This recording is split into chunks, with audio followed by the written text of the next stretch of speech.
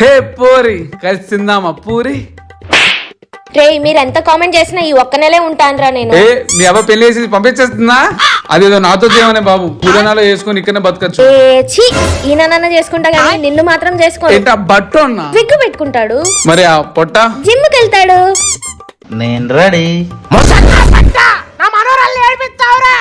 ఏదో సరదాగా చదువుకోవడం అంటే దాని చదువు అయిపోయింది కదా.